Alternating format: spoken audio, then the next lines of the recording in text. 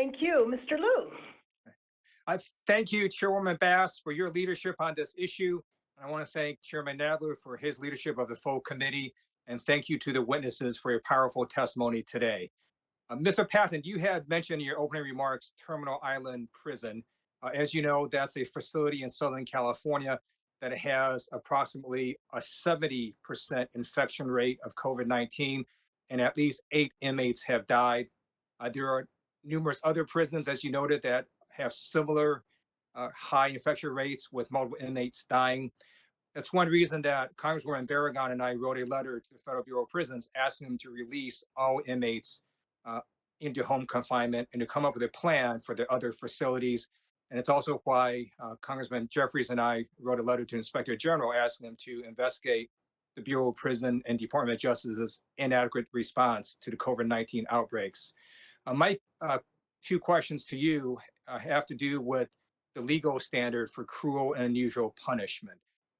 As you know, the first prong that has to be met is that it's an objective standard where there was a substantial risk of serious harm to the inmates. So let me ask you, if a prison has approximately 70% of inmates having been infected with a life-threatening virus and 8 inmates having already died, would you say that that could pose a substantial risk of serious harm to the inmates?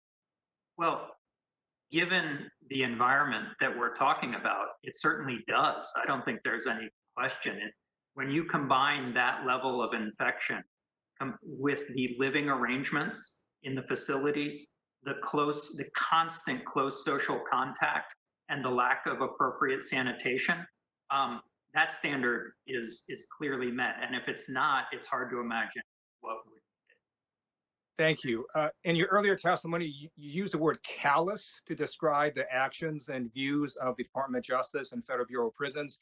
So when you've got Terminal Island facility with probably 70% of the inmates being infected, and again, 8 having already died, would you say that the actions of the Department of Justice or the Federal Bureau of Prisons could be deliberately indifferent to the risks posed to prisoners?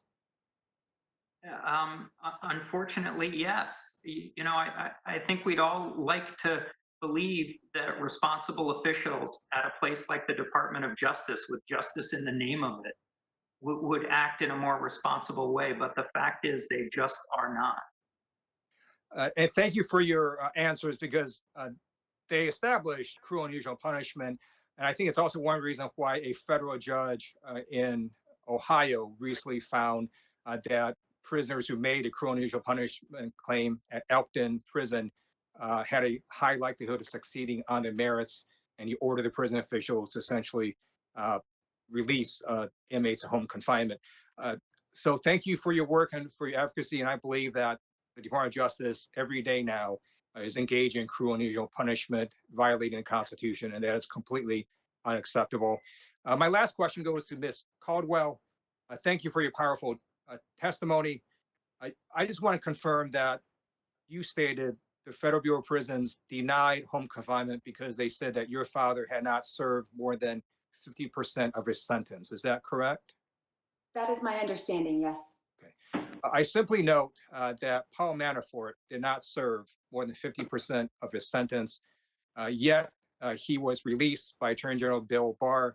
Paul Manafort happens to be the former campaign manager of Donald Trump and is a friend of the president. That is disparate treatment. It's my hope that Inspector General not only looks at his case, but also investigates your father's case. And with that, I will yield back.